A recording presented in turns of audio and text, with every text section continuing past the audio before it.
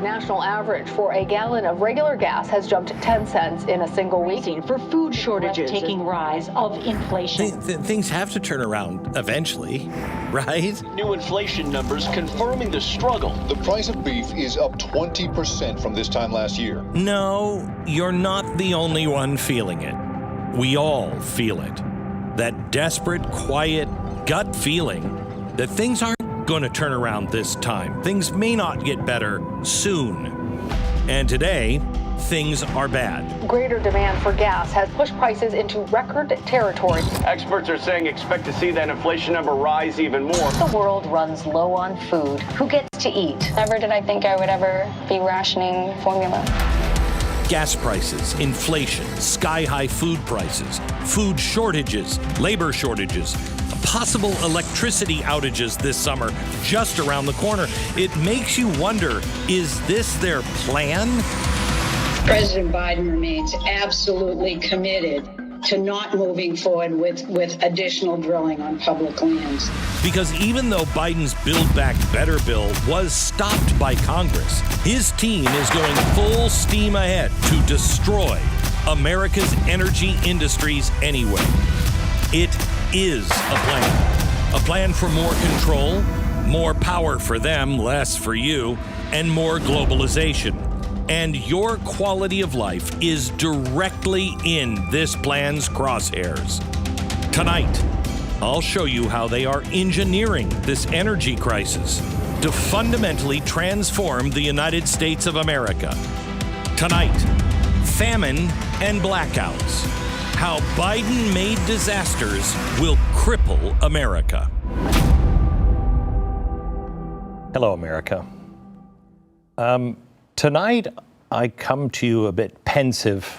I felt this way all day, knowing that I had to deliver this message to you tonight. I come to you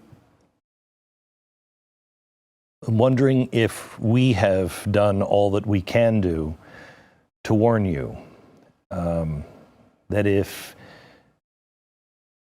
we have made it clear what's coming, because the country is going to be radically different this fall. You will not recognize, I said this a year ago, last fall, you will not recognize your country. There are things that we will show you tonight that please do not believe me. Please do your own homework. Read all about it at original sources and then pray on it. But the time to prepare is right now. The radicals are running our country. We know that. They have one goal, and that is the fundamental transformation of America. We've known this for a long time, way back in the Obama era. They just came out and said it straight up. They were cocky, and they knew that people like you and me would just sit down and take it. Well, they were wrong about a good number of us. The Tea Party came along. We put a massive roadblock in their plans. Then the arrival of Donald Trump happened. That was something they never saw coming. They thought that was absolutely impossible. So they lied and connived and got him out. Well, they've miscalculated. So now they have to go back to some of their old tactics because we're nearing the end. It's something that I talked about when I was at Fox. It's the old Fabian socialist idea of a wolf in sheep's clothing, molding the world in small increments, heating it up so you can pound it into the shape that you want. They stay under radar. They use different words and phrases like fundamental transformation of America. And you hear that, and they can easily say, oh, stop being so paranoid. You know what that means. No, I really don't. Build back better. That's one of the worst phrases I've ever heard. Well, you know what it means. No. But when I say and tell you what it means, I'm discredited. They use those words to discredit their enemies who are paying attention and to say things that people are like, yeah, it's probably the not scary thing. Unfortunately for them, we're not stupid. Unfortunately for us, the majority of Americans don't pay attention. This is the first Quran printed in America, 1806. This was printed because we went to war with Libya and we were going after the pirates. Here's the interesting thing.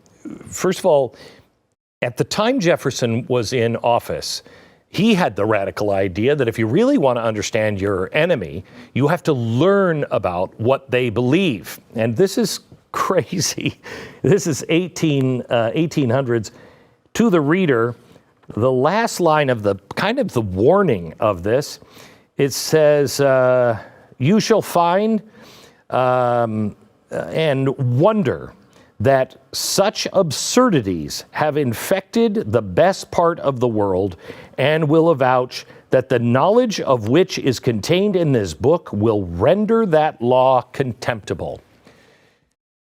I read this a long time ago and thought about it today as we were preparing for the program, because what I'm going to show you, you will not believe that people cannot see, or they believe it's going to be okay. But what they are doing is rendering our country contemptible.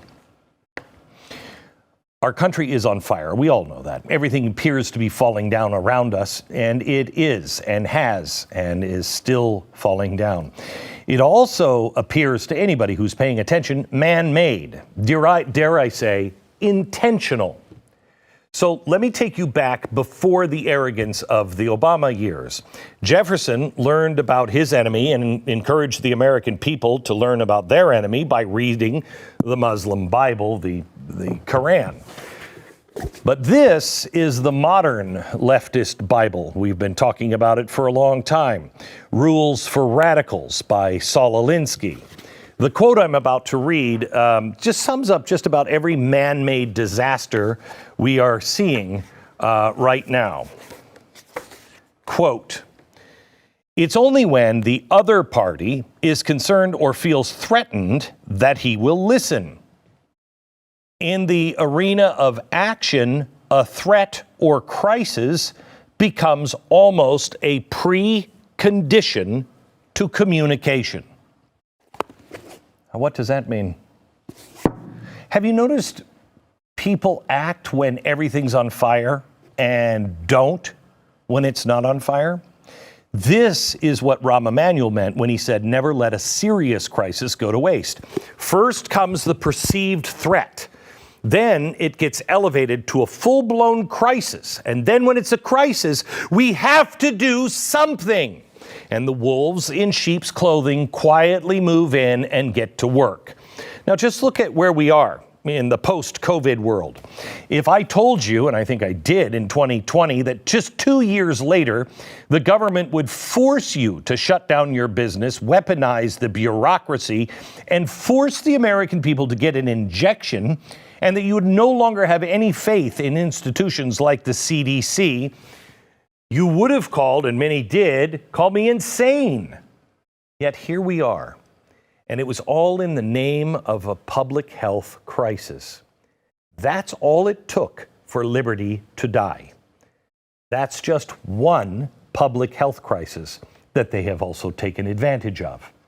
Consider what else could be declared a public health crisis. Climate change, food shortages, energy shortages, fuel, inflation, the monkeypox, or whatever pox is coming upon our house. Does any of this sound familiar? This is exactly the mindset you need to be in right now. Democrats see the writing on the wall. Their polling is disastrous. The midterms could be a bloodbath, and Biden is all but assured a colossal defeat soon after. That means we have 2 years to take advantage of every crisis they can dig up. Well, what if a crisis doesn't come? Oh, it will. They realize they can't get any of this crap through with the Constitution or a vote. Build Back Better dead on arrival. But as I will show you tonight, the plan to transform this country has always meant that they would do it without a vote, without your knowledge or approval. I want to show you, if you want to transform something, first you have to declare it dead, right? We're going to transform something. You don't do that to something you love. Nobody's talking, there's cake on the Mona Lisa. Repair it, restore it. Don't transform it. Well, they've destroyed our nation, and it is all in rubble. And I've been showing you how they were destroying our nation for the last 15 years. Well, now it's pretty much gone. All the infrastructure, you don't have any faith in it. I don't have any faith in it. Nobody does. So now they need some pillars to hold up the New World Order, the Great Reset, whatever you want to call it. All of government is the first pillar. All of government response to transform America. If there's a crisis, every single department, every bit of the bureaucracy has to be weaponized. Their mandates have to be rewritten. They need to be prepared to proactively rebuild society from the ashes of the next crisis. And every alphabet agency and department and commission needs to be in lockstep towards that goal. Now that sounds crazy, but it's already done. I'll show you, it's in many cases, it's already happened, and we never saw it coming. I'll show you the proof of this later in the show. Not only that, but private companies are falling right in line. Now, I'm also going to show you some correspondence tonight between a private bank and the government, showing you how this is all going to go down. The second pillar is this: executive action outside of Congress. They can't get anything through Congress. The radicals know both you and the Constitution, and at least some members of one party stand in the way of transforming this country. So they needed a plan for that. In fact, radicals outside of the government delivered Biden an entire plan just a few weeks before his inauguration. It included detailed steps, including multiple executive orders that they pre-wrote. Now, I don't know who these people, did you vote for them? Because I didn't. Most of us has never even heard of these people. But I'm going to show you tonight that Biden appears to be following their plan to the letter. And the third one is international support with teeth. How much of a crisis is really regional? Because there really needs to be a player on the global stage that says, oh my gosh, public health concern, we must act. But then they also need to have an authority to nudge everyone into action as quickly as possible. Just a few months ago, the Biden administration laid the groundwork for exactly that. And I'll show you how and what it all means. All of this culminates in the government seizing power and control. I don't want to be the guy who says that. I know what, forget it. Please don't believe me. Please do your own homework. I want to show you a statement from then presidential candidate Biden back in May 2020. He was addressing the food shortage crisis before the actual crisis we're now in. Watch. The federal government will pay for it, and the federal government will give it away to all of the folks who need it. We'll give it away to all those charitable organizations that are out there trying to feed people, try to give people what they need. Imagine if we were willing to take the time. I mean, we have the best agricultural system in the world.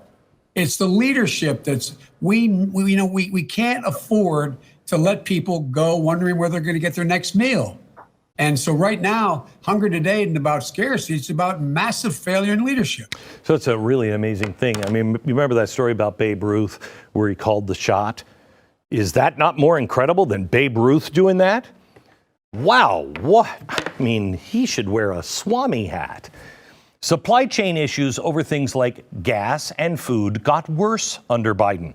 He actually said it was a leadership problem, but it's his leadership or lack thereof that has gotten us into this entire mess. But it is not a mistake. crisis is the point. Without it, he couldn't do exactly what he just said. He just said the government would just give it all away, food and money. How does he plan on doing that? Price controls, nationalization, massive money printing? It's all on the table during a national health crisis. We will show you the documents in a minute.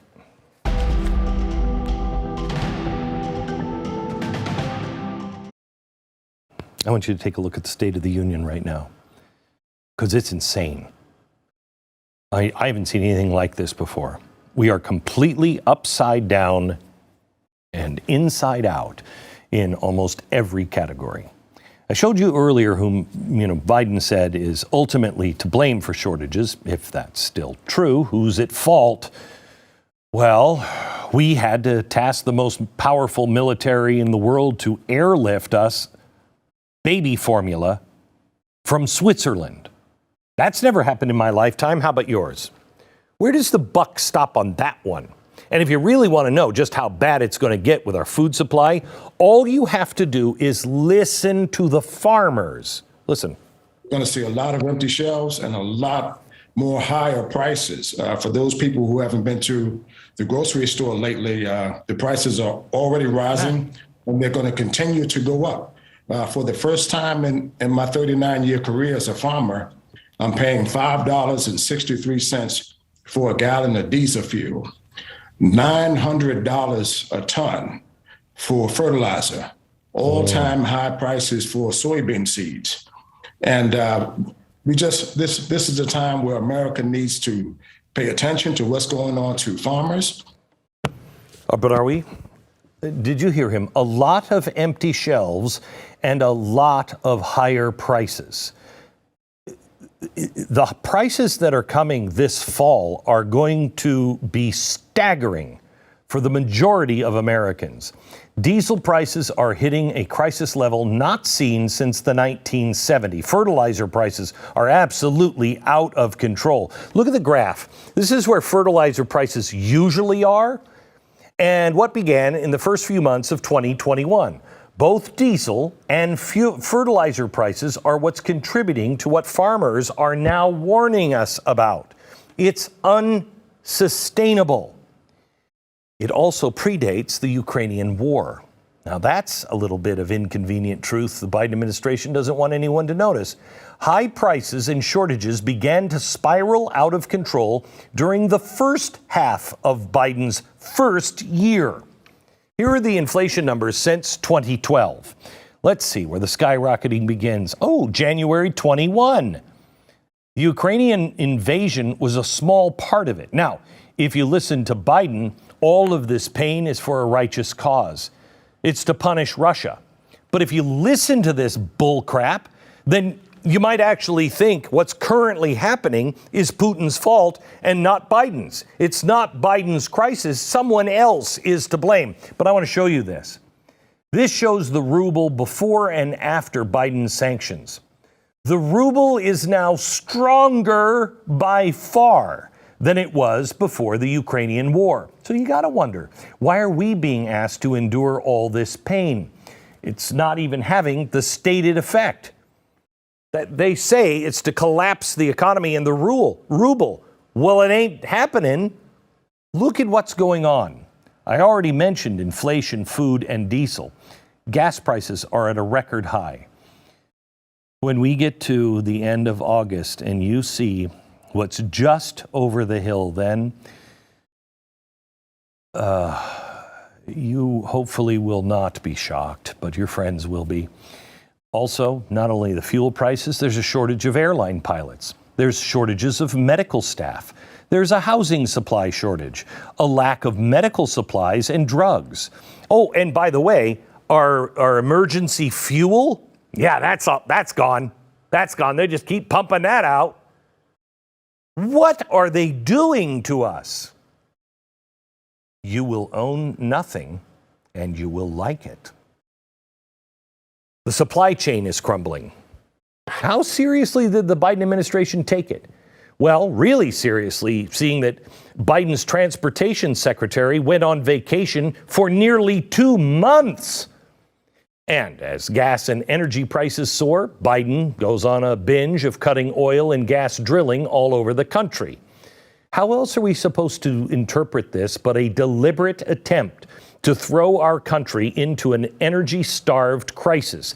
And as things do get worse, they actually double down and say that all of our pain is further proof on why we need to radically transform our energy grid. They know that our grid's not equipped for this. The Regional Power Grid Monitor that oversees the Midwest, it's MISO, they warned a few weeks ago that the coming summer power load may force them to take emergency measures. Another crisis. Now, they're not the only ones sounding the warning bells. A regulatory body that oversees all of North America, NERC, N-E-R-C, just announced that all of the West and much of the Midwest is in danger of crippling summer blackouts. This is our reality, and they have barely begun. This is the beginning. They want our grid transformed in 8 years. Let me show you something. This is from the Government Energy Information Administration, and it shows that green energy or renewables only account for 20% of our power grid currently. Now imagine how bad things are going to get as they push to make up for the extra 80%. They're not doing any of these things yet. They're just shutting plants down. It will be a crisis of epic proportions. And that is exactly what they want. Don't let anybody else fool you or tell you otherwise.